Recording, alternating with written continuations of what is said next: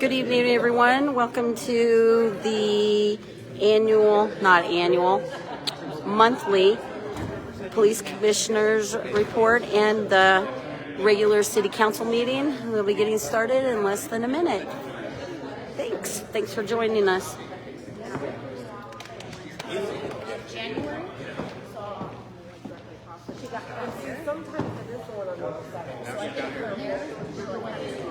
Was she arrested yesterday? Yeah, and it was for Probably a trespass or something. it was some sort of trespass, and it was like something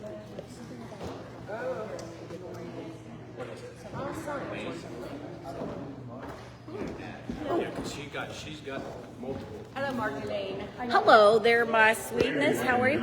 Oh, wait. Sorry. Call to order the Board of Police Commission meeting for Tuesday, February 16th.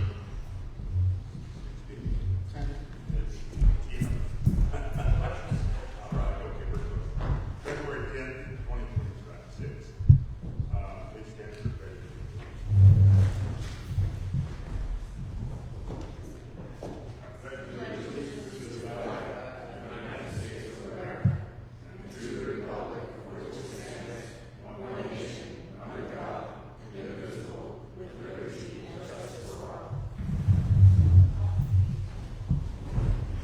Roll call, please. Commissioner Regan. I'm here. Commissioner Goodspeed. Present. Commissioner Green. Present. Commissioner Ritz. Present. Vice Chairman Nyland. President. Chairman Esposito. President. Next item on the agenda is discussion or action on the approval of the minutes for Tuesday, January 13th, 2026. I'll ask for a motion to approve. Approve. Second. Motion made and seconded. Do we have any discussion on it? Having no discussion, opposed, discussion, all in favor? Aye. Next item is Marshall's report. The Marshall report on January 1st, 2026 through January 31st, 2026. Marshall, board members. Thanks, sir. So for the month of January, we had 228 calls for service.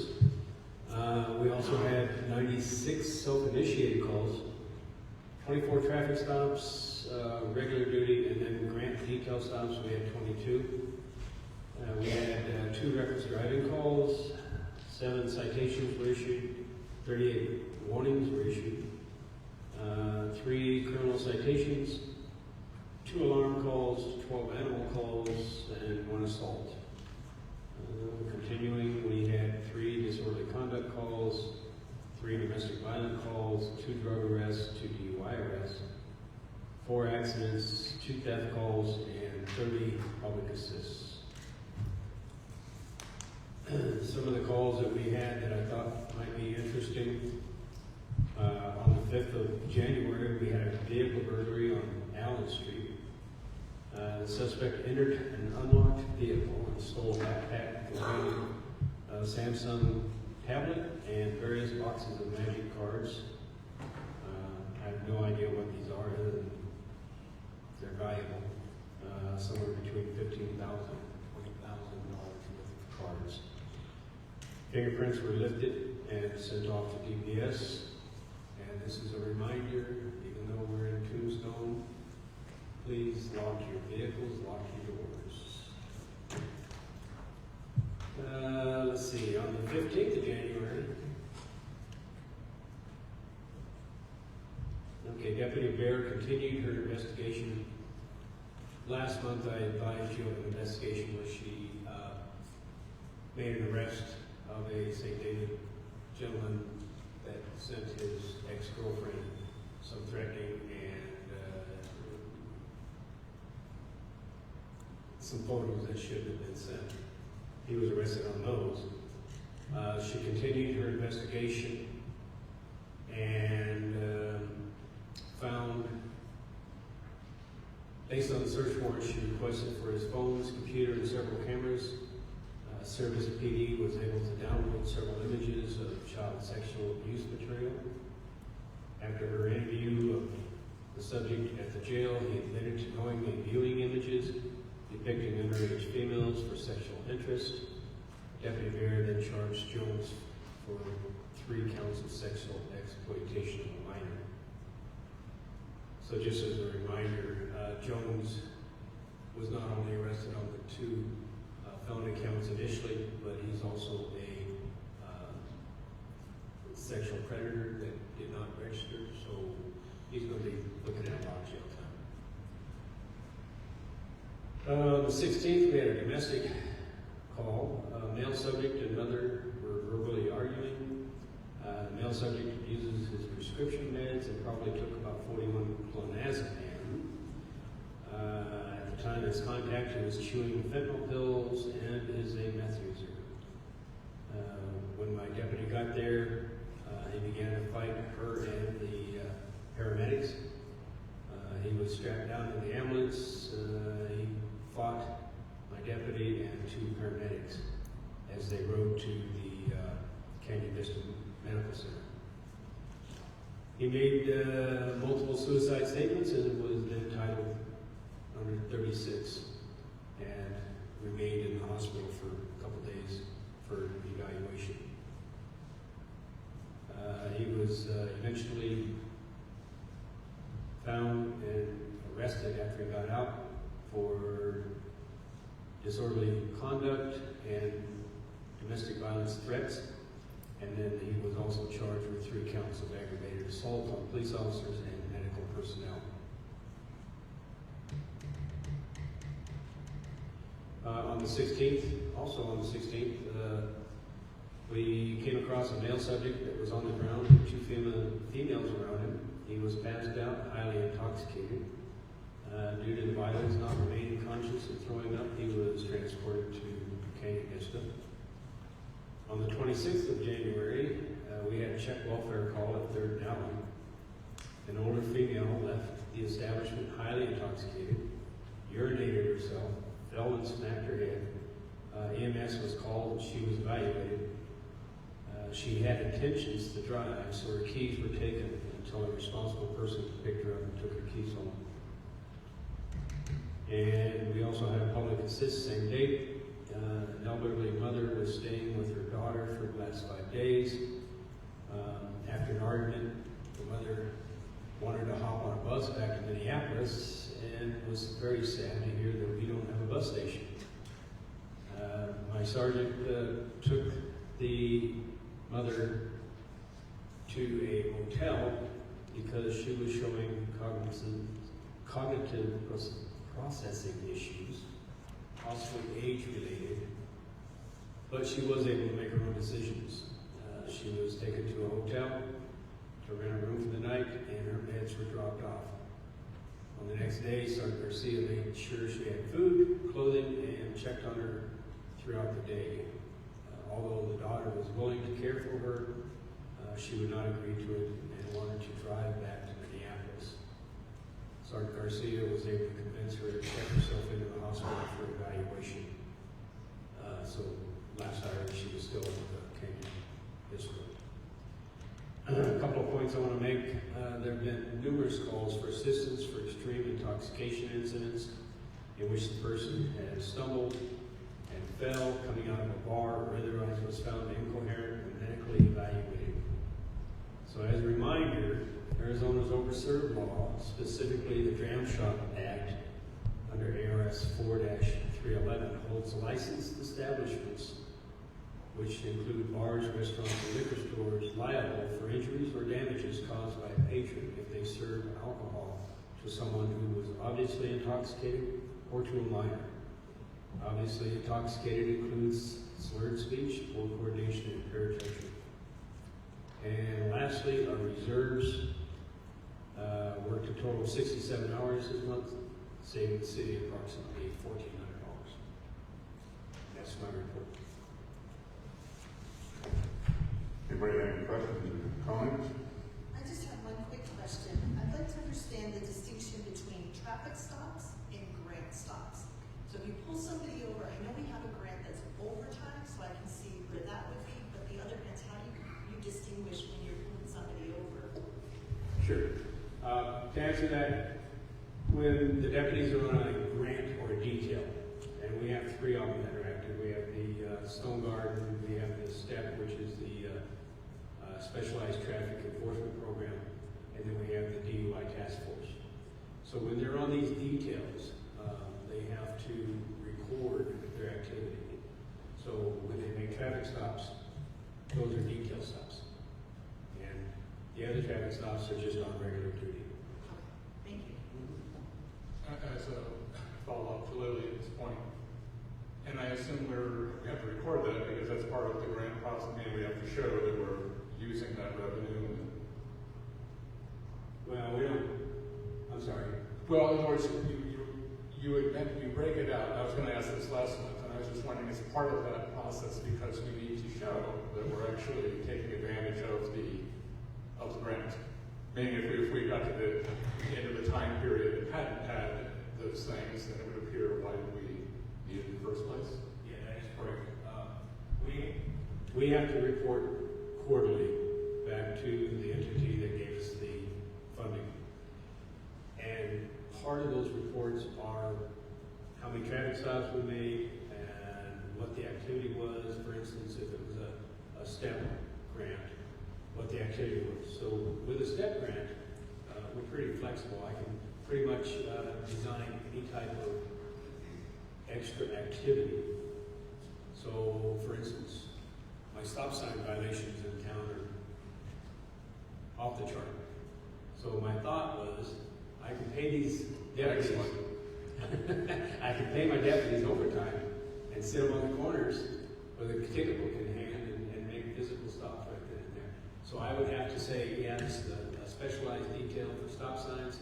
This is how many stops we made. This is how many tickets we wrote. How many warnings we wrote. How many contacts we wrote. Very good, thanks. Anybody else have anything?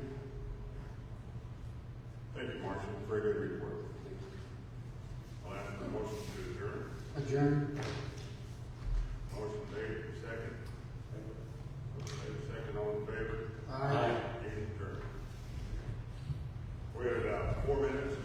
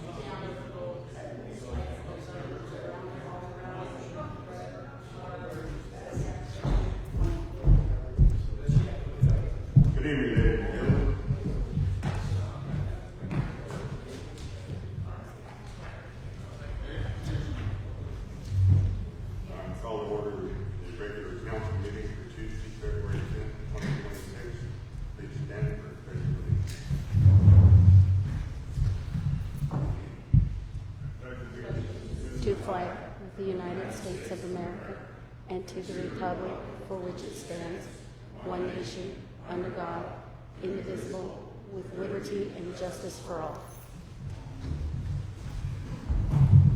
Roll call, please. Mayor Pro Tem Regan. Present.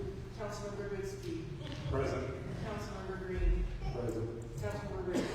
Present. Mayor Ashton. President. The next item on the agenda is presentation from Toby and Town, present their 2025 audit report to the mayor and the city council. Good evening, sir. Welcome to Tombstone.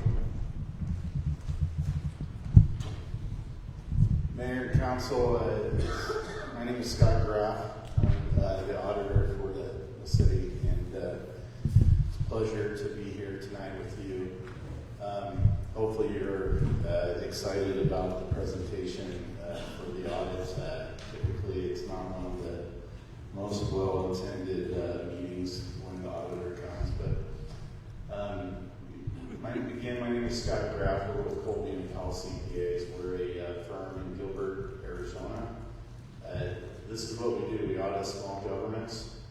I've been doing this for almost 30 years, and we do about a little over 20 small towns and cities in Arizona, which represents about a quarter of all the cities in Arizona. So this is my favorite, though. I just have to say, a couple of reasons. I just love everything about Tombstone, including my favorite movie of all time. But the second thing is you let me present the audit right at the beginning of the meeting, and I appreciate that. So thank you.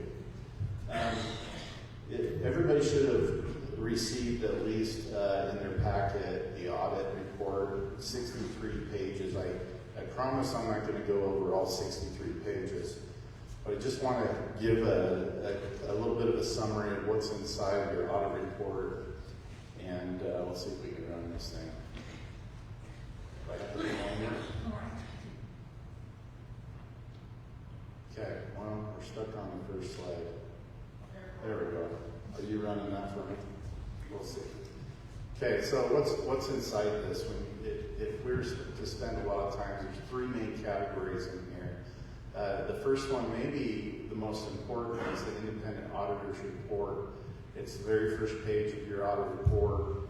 It describes responsibilities. What is the town's or city's responsibility over their financial statements, and what is the auditor's responsibility as it relates to the audit. And basically it says that the city finance department, the city government, is responsible for putting together a good set of financial statements.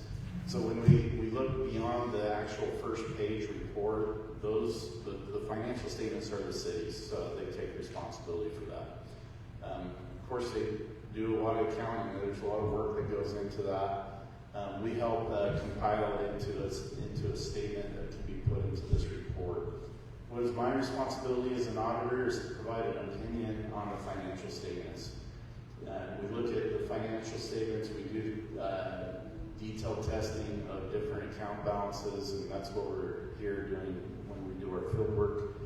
And our opinion on these financial statements is what's called unmodified, and that actually means a clean opinion. So you can't get a better opinion from an auditor than something called unmodified, right? So that's a clean opinion. So congratulations on getting a clean opinion on your audit report for fiscal year 2025.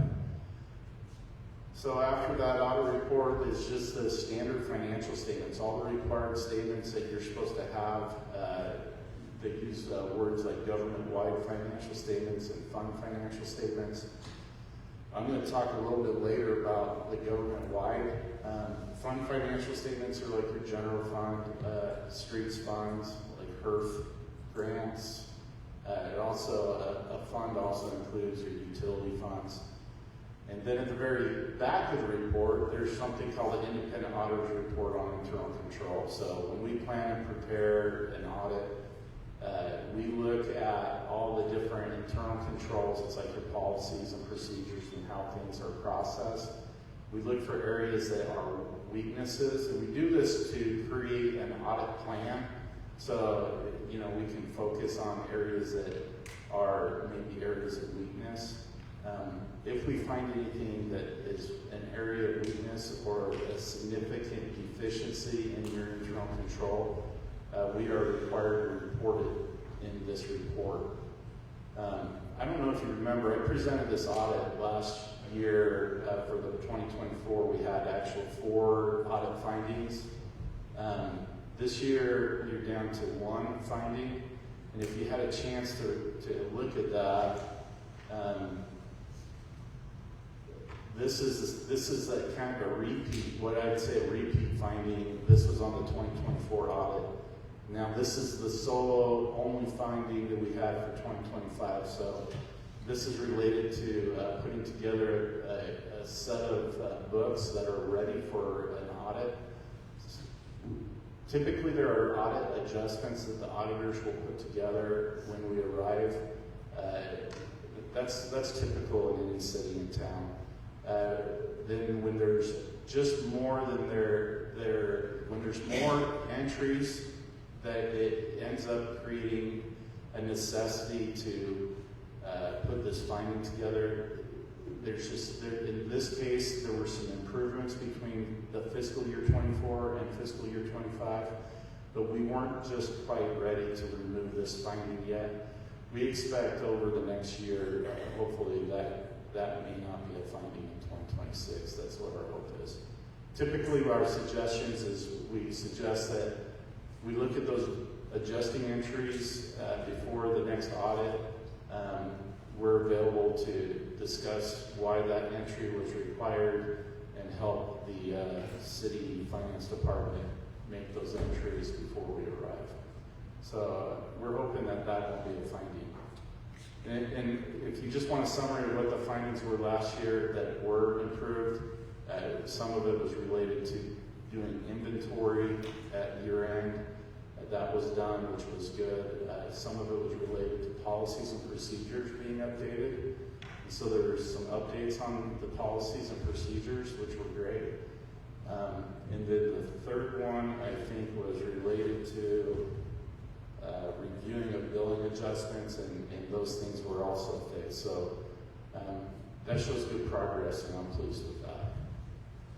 Does anybody have any questions as it relates to the audit? I will have a few slides that will relate to just your financial statements. Do you have any audit questions at this point? Okay. Let's move on. This is not really a part of an audit report, but I always like to point out a few things that you might find in your financial statements. This is you'll find this on a statement of net position. It's at the very bottom of the statement of net position that you currently have. What I did is just took the bottom part of that, and you'll see that there's 2 types of activities: governmental activities in one column, business type, which are your enterprise funds, in the other column, sewer, water, refuse. And so this net position, what that is a number that represents, if I took all the things I own and take away all the things I actually owe, so my assets minus my liabilities, what comes out is net position. And you'll see a total net position number for 2025 of 6.472 for governmental activities. The year before was 6.764, so it went down $292,000 from the prior year. A lot of people will ask me when I do a presentation, are we improving or deteriorating? I typically change the net position has an indicator where if it is going up in balance, it's improvement. When it's going down, it just means that it wasn't as good of a year as it has been. So we want to see change in that position somewhat at least break even in a government and going up in the positive. Business type activities also had a net position change that went down. So the total net position change between the 2 years was a decrease of $435,000.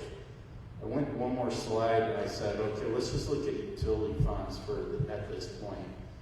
And you break it down, the difference in net position. You can see wastewater went up, or was kind of a break even, water was down, and sanitation fund is typically down the most.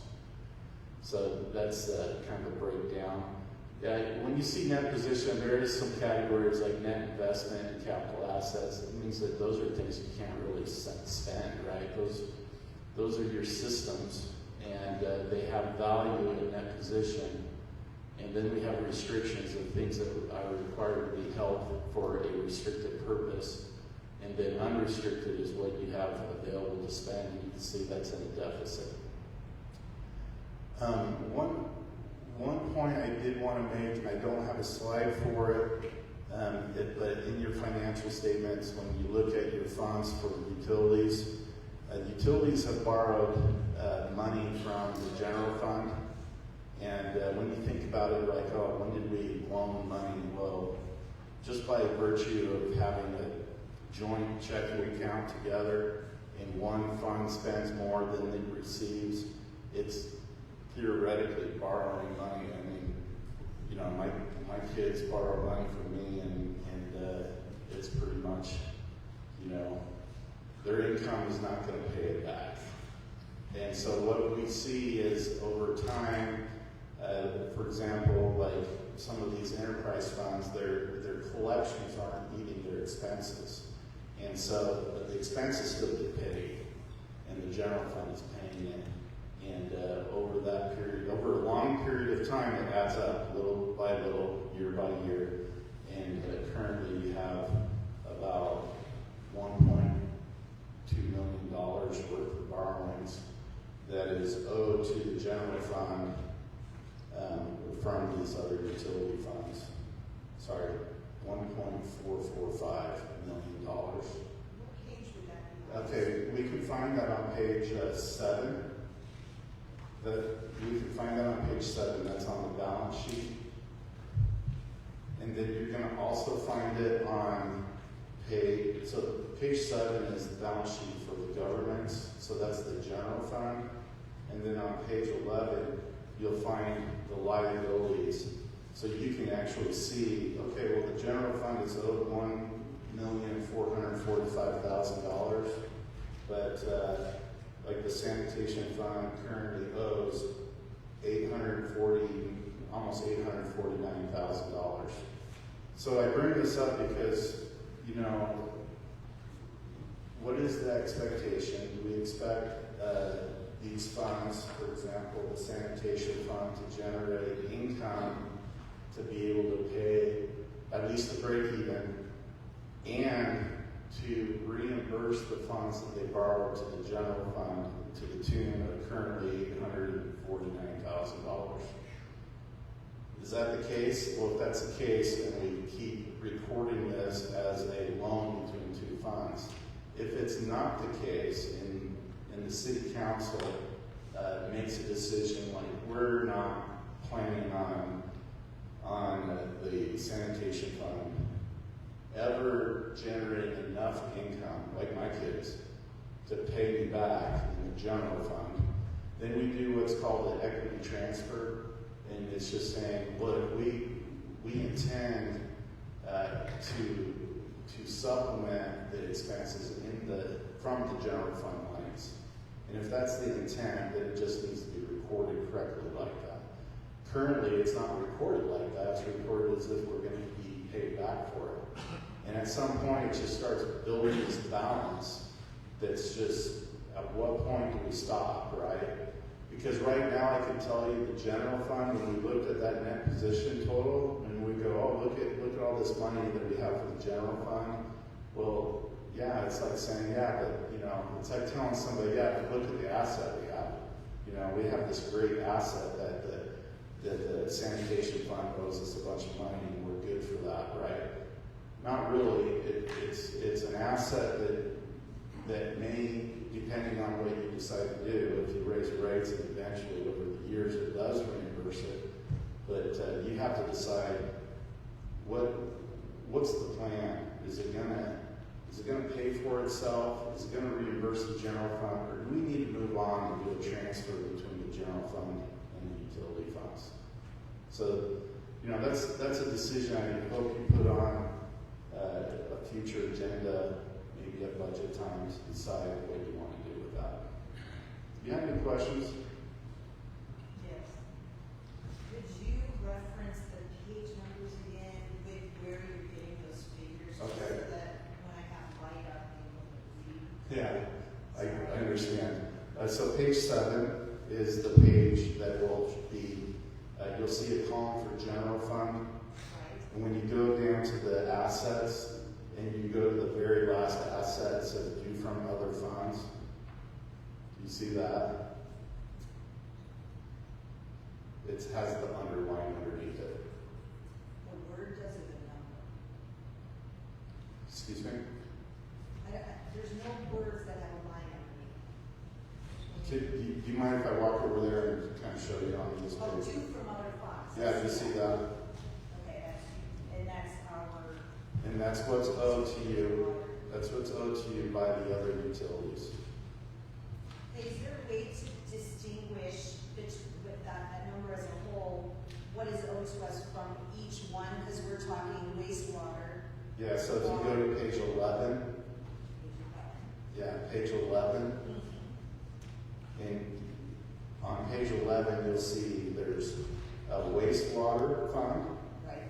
and you'll see a sanitation fund.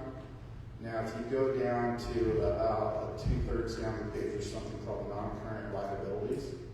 Yes. You see 2 lines below that says due to other funds.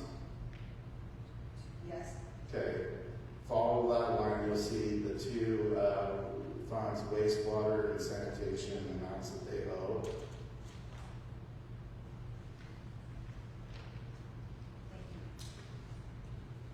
There is a remaining balance that's due from the grants fund, but those are temporary type things, that those get resolved when grant monies are received for expenditures. So that one you wouldn't worry about, but the utility ones are the ones that you would want to look at.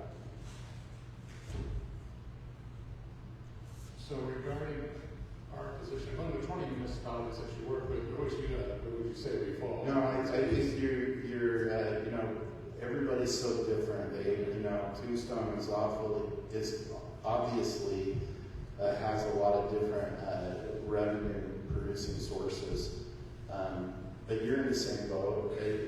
Some of these are, I guess it's very comparable. Okay, I guess part of what I was wondering is, as far as a stress test, or as far as, for lack of another word, a deteriorating position, have you noticed other municipalities? I'll tell you why it's so different. It's because the spending is so different. When you look at your spending, you'll have a year where you budget extra spending. In fact, when you look at your budget reports, you've budgeted some of it to be deficits, and it's okay to budget a deficit because that year you had additional expenses. But you're right with everybody else. But nonetheless, we should be on the path of curing some of these things. Right. Well, definitely that's why I bring these things up. You do want to make sure you're on the path of, where you have excess, but at the same time, you're also in the business of spending money for services, so there's always that. Governments are different than a for-profit business. You're trying to provide additional services, and so sometimes the benchmark is not what net profit is, it's about how much service did I provide. Right, our shareholders are of a different nature than citizens, right? When I have to tell you that when we look at these numbers, when I talk about net position, and when you talk about the health of a city, it's not just financial. It's also how are your roads, how are your infrastructure, how are the police vehicles, how are we replacing and improving?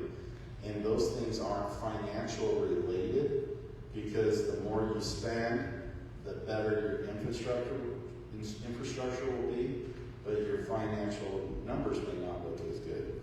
You know, it's just like, you know, when we have our own home, and if we reluctantly put improvements into our home, we have more money in our bank account. But our roof is in disrepair, our drywall's falling down, you know, so we could say we're financially healthy when we looked at our bank account, but yet we failed to do some repairs around the house that, you know, really were we any better? No, we want to make sure we have balance in putting the appropriate repairs and replacements and keeping a decent financial number. Okay, I have a question going back to where you said we need to have this discussion as to whether or not we keep the number as a loan versus just, is it a wash, or do we just say we take the money from the general fund and we say we're using that money to pay this down, therefore we don't record that as an asset in our general fund? Right. So that's exactly the case. Right now, the cash was spent. We're not talking cash. We're not even talking to spend it. That's already been spent. But what we show is that, hey, you know, they owe us money. And can you imagine if this, let's say, 30 years ago, let's say this was the starting date, and you had decided 30 years ago that we're not going to call it a borrowing, we're just going to, you know, say that we're supplementing. Well, this number would have never been there. And that net position number that we talked about would be different. It would be showing better numbers for the utility funds, and it would show worse numbers for the net position in the general fund, which is what? It's reality, right? Right now, your general fund shows good numbers, but the reality is it's a number that is maybe not collectible or maybe not collectible in the near future. Do we have money in our budget to do what you just said, is just say it's okay? Right, so it's not an expenditure. The expenditure's already happened. Right. So when you talk about budgeting and expenditures, it doesn't affect any of your expenditure limitation or anything like that. These expenditures happened previously. All you're doing is doing what's called a budgeted transfer, which you're doing as a transparent city council approved transfer of equity between the general fund and these utility funds. Now, what questions, only because I'm ignorant, whereas you might know more in this regard, what questions should we be asking ourselves as to whether or not we should be doing that versus holding it as an asset? Well, I think you have to look at, you know, let's bring out a question real quick, just a question. The sanitation fund, I bring that one out because that's the biggest deficit. The sanitation fund, the charges for those services were $151,000. The cost alone for professional services to provide those is $240,000. So $151,000, and we're only, and that's what we're collecting, and $240,000 is what it costs us to collect it. It's going to be a deficit every year, unless you say we have no way as a small city to put a burden on the individual to even pay for it. And that's okay to say that. It's okay to say that if that's the case. Or you could say, you know, maybe we don't pay enough in sanitation. We can add a little bit more of a financial burden to pay for the services that they are receiving. That's a good question. I don't know that answer. Let me make it. We are aware of what the sanitation problem has been. We made an effort. We all voted to raise the prices of the collection. And the reason that there was a big offset was because one of the previous administrations and the previous administration, they sold out our sanitation to Waste Management. We were locked into a long-term contract which expires this year, which we're not going to renew because it's not fair to the city of Tombstone the way it is. When they made the deal with Waste Management, we had brand new garbage truck. We had one that we paid for. We had one that we paid for. We had brand new cans we just paid for. And the sanitation department was in a positive position. However, they felt it was too much work and too much of a pain to mess with. So they made a deal with Waste Management. For us to go back into the Waste Management, in the garbage disposal business, would be, we just couldn't do it. It's millions of dollars. So we'll renegotiate with another company that will be more flexible to meet our needs and to reduce our cost to the customer so that the city doesn't have to take funds out of the general fund to reimburse the offset that is created. Now the water department, I'll go on to all of these if you want me to, but the water department, we've been working on grants that will offset some of the deficit that we have, and on the wastewater the same way. So it's something that we're working on a daily basis, and the only way you can do it is be on top of it every day, pay attention to what's going on, and that's one of my jobs. And we try to stay right on top of it. This sanitation, it's just been so irritating to me for quite a few years now. And I can't wait to tell Waste Management, no thank you, we don't need you anymore. Come get your stuff. So, I'm sorry, I didn't mean to take over your show. And I'm not here to talk about the details of it because I want to know, that's what you guys know, right? So, I just look at it and say, this is something to consider. It sounds like you're considering those things, and through your discussions, you can make those decisions. Thank you. All right, thank you. Thanks for having me. Have any other questions? No, I appreciate you coming down. You fellas, I dealt with, over the last 25 years, I've dealt with a lot of auditors, and I gotta say, you guys are one of the best ones to work with. Thank you. Thank you. Yeah. Mayor and council, I just want to say it was a pleasure to work with Colby and Powell. They're very easy. They're very, they knew our situation going into the last audit, where it was pretty much very rushed.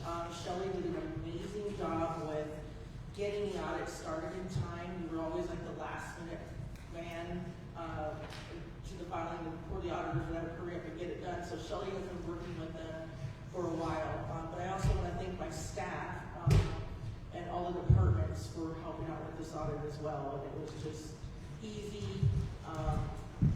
When they came down, they're a pleasure to be around. So we look forward to working with you. Thank you. See you next year.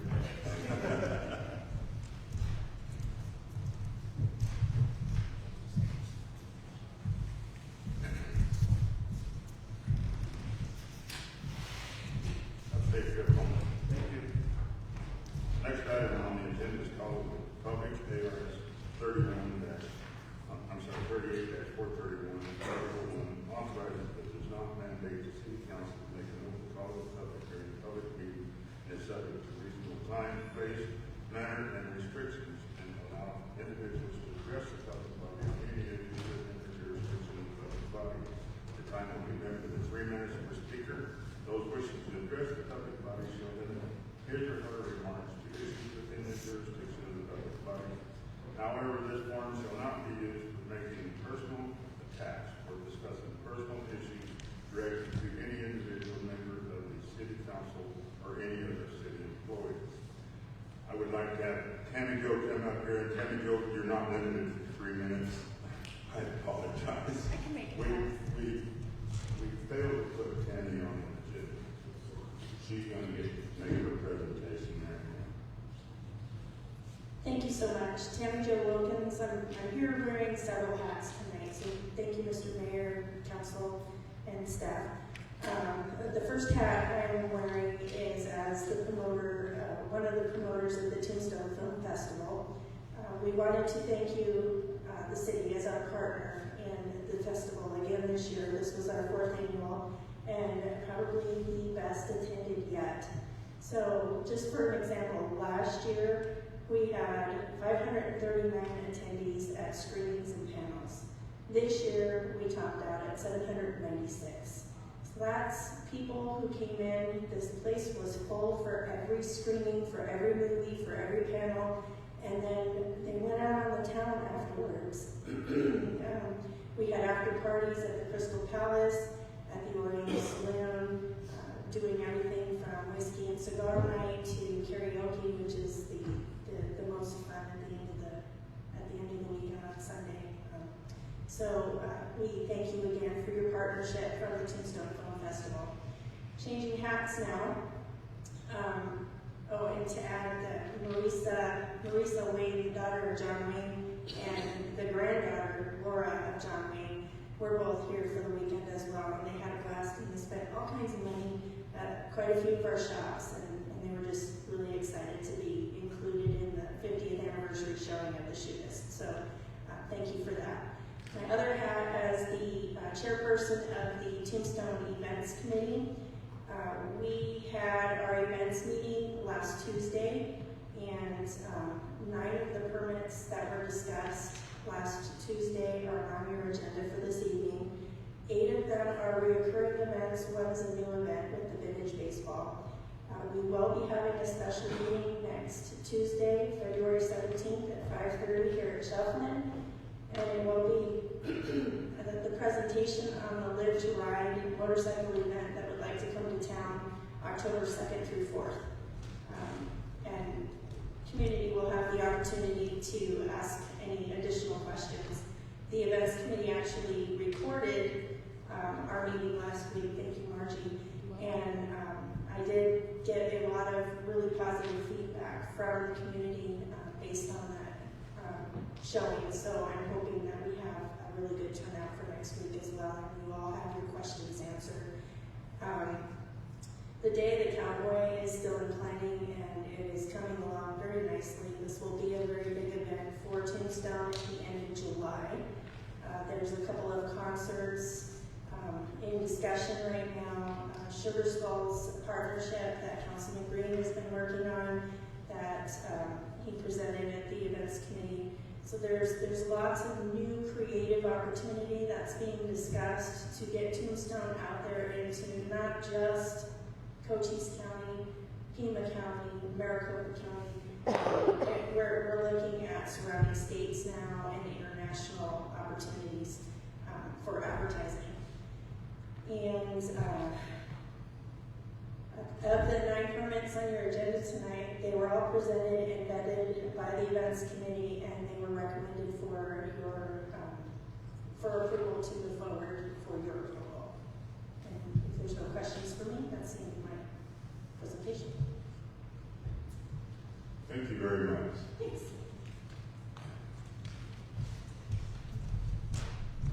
Anyone else about the budget?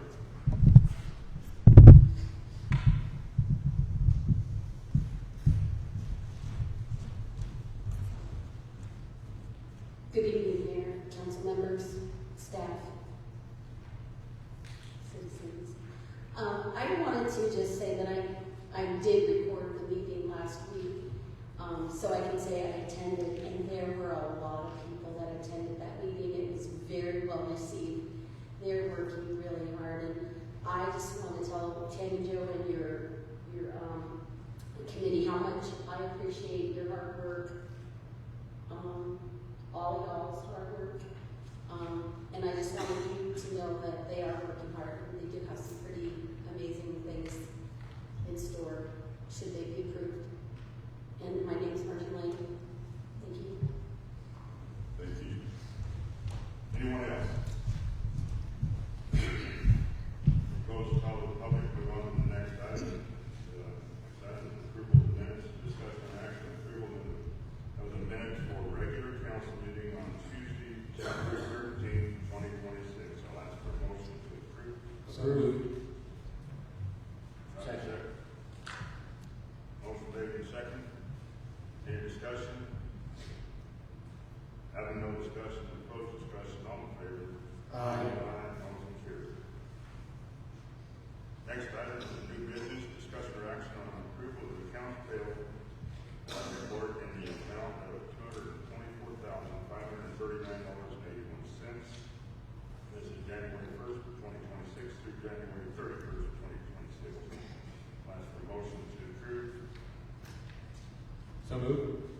Second. Motion made and seconded. We have a discussion. Have no discussion. All in favor? Aye.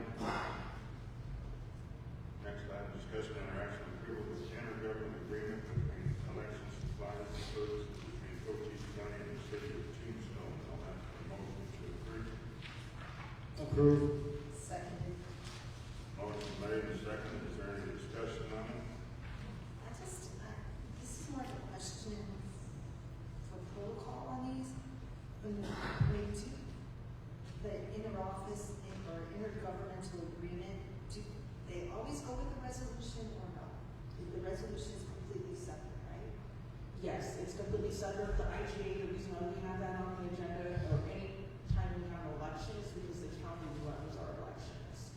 We just accept the paperwork at the office and then we turn it into the county, but they run the actual election. So that's what the IGA is for. The resolutions is to call to the call of election to let the citizens know where we will be having an election, and then we post the corrected dates that we just received on Friday. And then my other question, I'll save that for when we get to the next. Okay, I'm good. All right, more discussion on the roll call vote, please. Mayor Pro Tem Reagan, Yes. Councilmember Goodson, Yes. Councilmember Green, Yes. Councilmember Rips. Yes.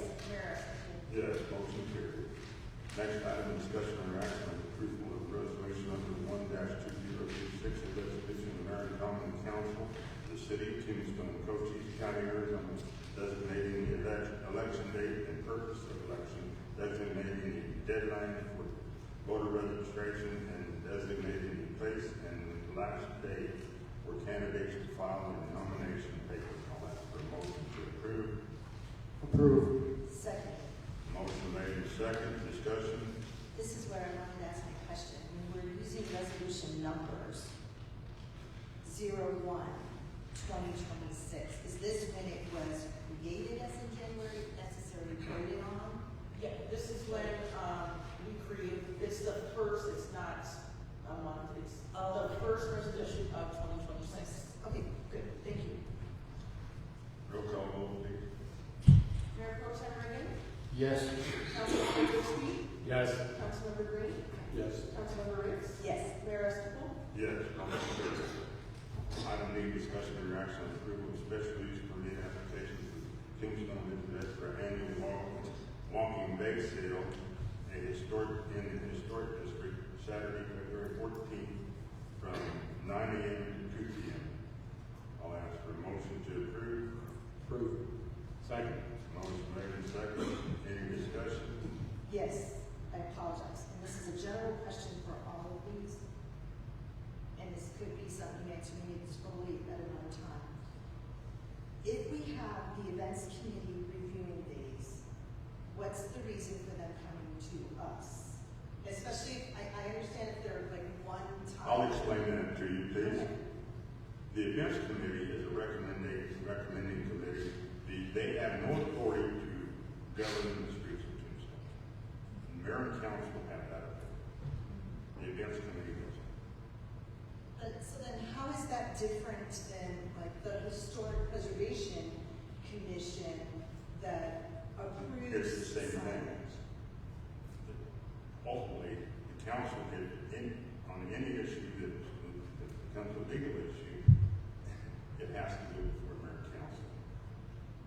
The events committee is a recommending, and it's said right in the resolution there, what we made, so it recommends only. It's up to the mayor and council to make the decision. But could it be that they are the deciding factor? I'm just No. wondering. No, it can't be. It can't be. You can't have other governing bodies within the governing body. It just doesn't work. But maybe really I'm misunderstanding. To me, the events committee, or as I understood it, they're vetting things, they're getting that together, and then the council is the legal authority approving it or voting it down. I guess I'm giving you an opportunity to explain. Maybe I just don't understand.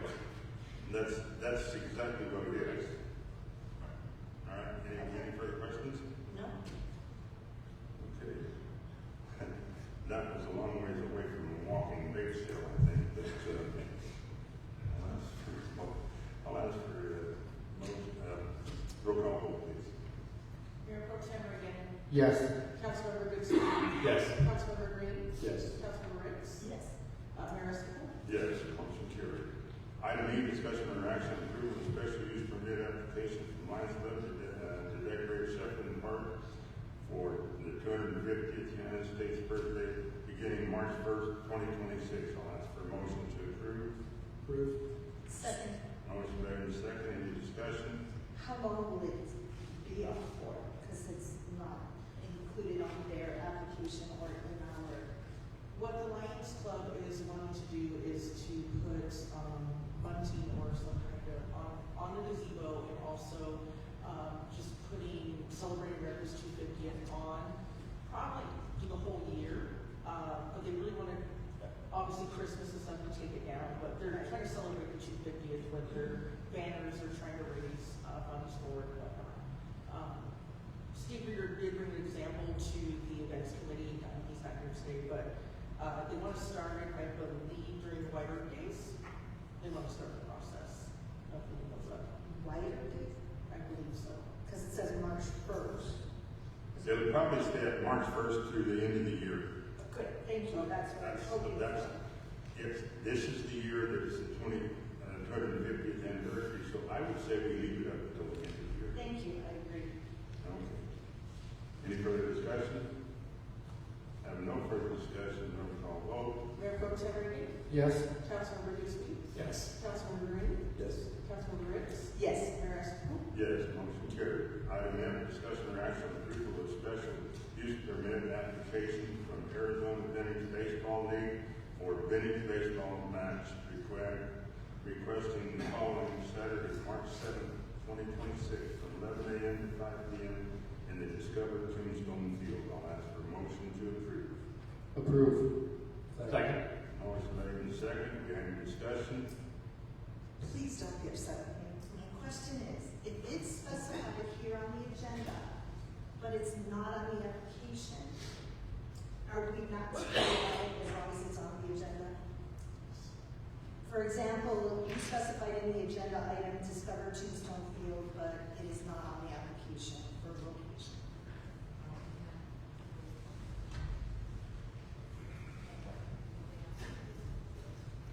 It might say the old baseball field, which is discovered Tombstone Field. No, it isn't. Well, it's not here. It's not under the section for location. So what are you wanting to say? I just. What are you wanting to say? I don't understand why you keep doing this. What are you wanting this item to say?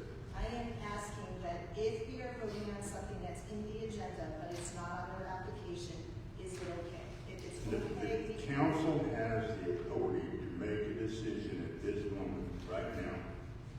It's on the agenda, and it's very plain. It says exactly, it says discover Tombstone Field. The council has the authority to make that decision. okay. I have an honest interpretation, Councilmember Ritz.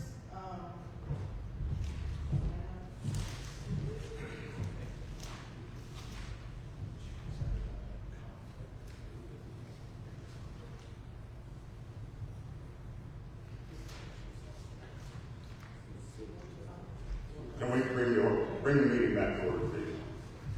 Let's bring this meeting back to order. Do we have any further discussion on this item? We're good, thank you. All right. Roll call vote. Mayor Pro Tem Reagan. Yes. Councilmember Gooseby. Yes. Councilmember Green. Yes. Councilmember Ritz. Yes. Mayor Escobar. Yes, motion carries. Next item, discussion and action, special use permit application for Tombstone Forward for annual wine celebration requesting the following Friday, April 3rd, 2026 at 8 a.m. to Saturday, April 4th at 2026 at 6 p.m.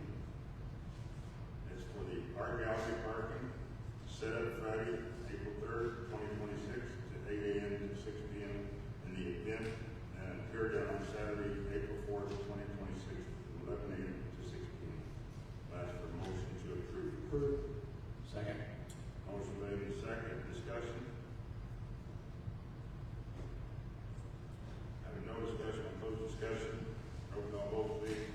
Tem Reagan. Yes. Councilmember Goodspeed. Yes. Councilmember Green. Yes. Councilmember Ricks. Yes. Mayor Sifel. Yes, motion carried.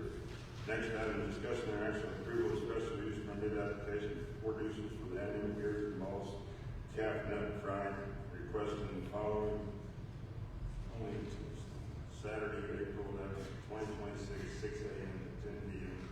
And the closure of 3rd Street between Allen Street and Tubman Street, set up at 6 a.m. to 9 a.m. And the event carried down 9 a.m. to 10 p.m. I'll ask for a motion to approve. So moved. Second. Second, is there any discussion on it? Have no discussion, roll call vote please. Mayor Pro Tem Reagan. Yes. Councilmember Goodspeed. Yes. Councilmember Green. Yes. Councilmember Ricks. Yes. Mayor Sifel. Yes, motion carried. Next item, discussion or action on approval of special use permit application for Tombstone Visitors for an annual Rose Festival requesting the following Saturday, April 11th, 2026, Allen Street between 8th Street and 6th Street for a parade lineup from 9 a.m. to 10 a.m. Allen Street from 6th Street to 2nd Street for the parade from 10 a.m. to 12 p.m. Allen Street from 4th Street to 5th Street for entertainment, 12 p.m. to 4 p.m. And then Sheffield Park, 2 p.m. to 4 p.m. for 9 p.m. The motion to approve. Approved. Second. Motion made and seconded. We have a discussion. Having no discussion, close discussion, roll call vote. Mayor Pro Tem Reagan. Yes. Councilmember Goodspeed. Yes. Councilmember Green. Yes. Councilmember Ricks. Yes. Mayor Sifel. Yes, motion carried. Next item is discussion or action of approval of special use permit application for Goodnut Mine for annual Sheffield Day Donkey Dash, requesting the following Saturday, April 18th, 2026, 9 a.m. to 2 p.m. Allen Street between 5th and 6th Street from 6 a.m. to 4 p.m. 5th Street between Tubman and Fremont. I'll ask for a motion to approve. Approved. Second. Motion made and seconded. Is there any discussion? Having no discussion, close discussion, roll call vote. Mayor Pro Tem Reagan. Yes. Councilmember Goodspeed. Yes. Councilmember Green. Yes. Councilmember Ricks. Yes. Mayor Sifel. Yes, motion carried. Item K, discussion and action approval of special use permit application for Tombstone Forward for Culpepper and Meriwether Circus, requesting the following Saturday, Tuesday, April 21st, 2026, 8 a.m. to 10 p.m. Discovery Field, Tombstone Field. I'll ask for a motion to approve. Approved. Second. Motion made and second. Is there any discussion? No discussion, close discussion, roll call vote. Mayor Pro Tem Reagan. Yes. Councilmember Goodspeed. Yes. Councilmember Green. Yes. Councilmember Ricks. Yes. Mayor Sifel. Yes, motion carried. Next item is discussion or action on approval of Arizona Department of Liquor special events license application for Tombstone Forward for Tombstone Morning Celebration is permitted and valid for April 4th, 2026, 11 a.m. to 6 p.m.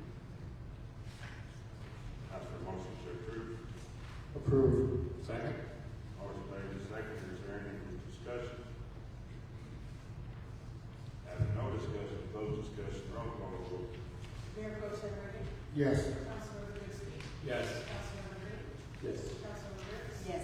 Mayor Sifel. Yes, motion carried. I'll ask for a motion to adjourn this meeting. Adjourn.